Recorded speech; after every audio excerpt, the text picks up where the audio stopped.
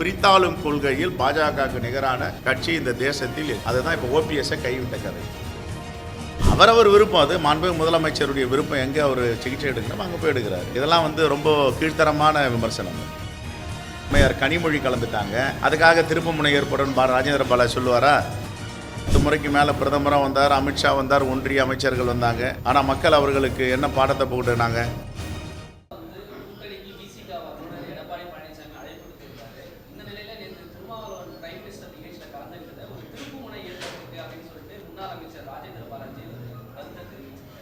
ஏங்க, அவர் அரியலூரில் நிகழ்ச்சி நடக்குது. அவர் சிதம்பரம் நாடாளுமன்ற உறுப்பினர். அரியலூர் சட்டமன்றமும் சிதம்பரம் நாடாளுமன்றத்தில் இருக்குது. அப்படின்னா தூத்துக்குடியில் நடக்கிறதுக்கு போயிட்டு அம்மையார் கனிமொழி கலந்துட்டாங்க, அதுக்காக திருப்புமுனை ஏற்படும் ராஜேந்திர பாலா சொல்லுவாரா? எந்தெந்த நாடாளுமன்றத்தில் ஒன்றிய அரசு நிகழ்ச்சி நடக்குதோ அங்கே நாடாளுமன்ற உறுப்பினர்களை அழைப்பார்கள். அந்த அழைப்பின் பேரில் தான் விடுதலை சிறுத்தைகளுடைய தலைவர் கலந்திருக்கார்.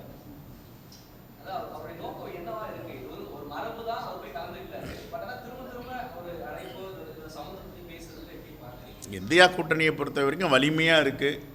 இந்த தேசத்தை கட்டமைப்பதற்கான கூட்டணி, ஒரு முன்னுதாரணமான கூட்டணி தமிழ்நாட்டில் இருக்கிறது. இதை பிரிப்பதற்கும் சூழ்ச்சி செய்வதற்கும் எவ்வளோ முயற்சி செய்தார்கள், ஆனால் அது எடுபடவில்லை.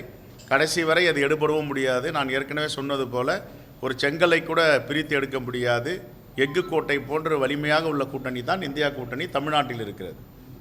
மத்தியிலிருந்து தலைவர், பிரதமர், உள்துறை அமைச்சர்கள்லாம் வரிசையாக வரது பார்க்குறீங்கன்னா தேர்தல் எதிர்கொடுக்க நினைக்கிறீங்க அவங்களுடைய வருகை? இதுக்கு முன்னாடி நாடாளுமன்ற தேர்தலில் கூட 10 முறைக்கு மேலே பிரதமராக வந்தார், அமித்ஷா வந்தார், ஒன்றிய அமைச்சர்கள் வந்தாங்க. ஆனால் மக்கள் அவர்களுக்கு என்ன பாடத்தை போட்டுனாங்க? தமிழ்நாட்டில் உங்களுக்கு ஒரு இடம் கூட இல்லை. அதை தான் 2026 தேர்தலையும் நடத்தி காட்ட போகிறாங்க.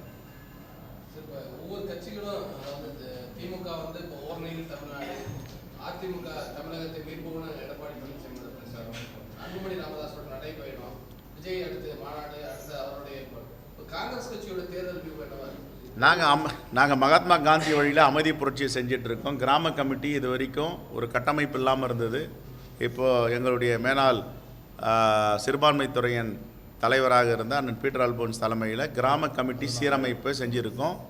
ஏறக்குறைய இந்த 6 மாதங்களில் 72 விழுக்காடை முடித்து 80 விழுக்காடு தொட அளவில் இருக்குது. இதுதான் அமைதியாக நாங்கள் கிராம கமிட்டி அமைச்சிட்ருக்கோம்.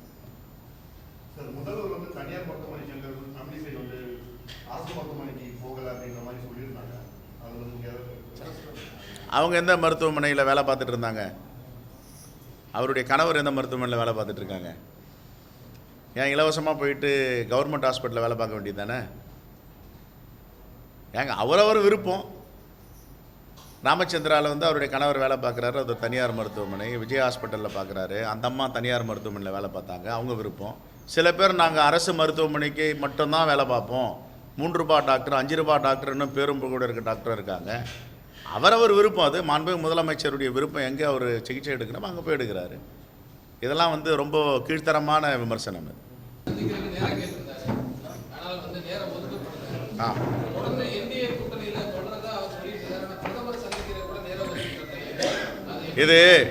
இதுதான் பாஜகவுடைய ஸ்டைல்.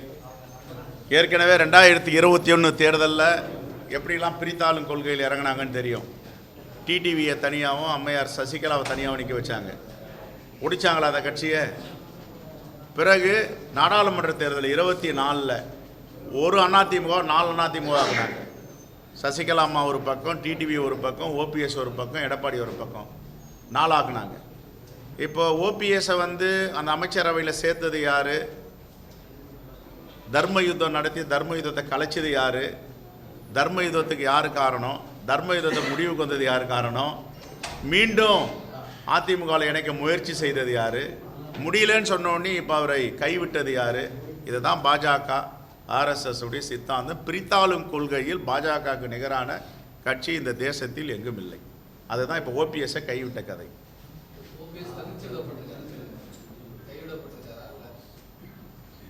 க்ளோஸ் பண்ணிட்டாங்க, அவ்வளோதான்.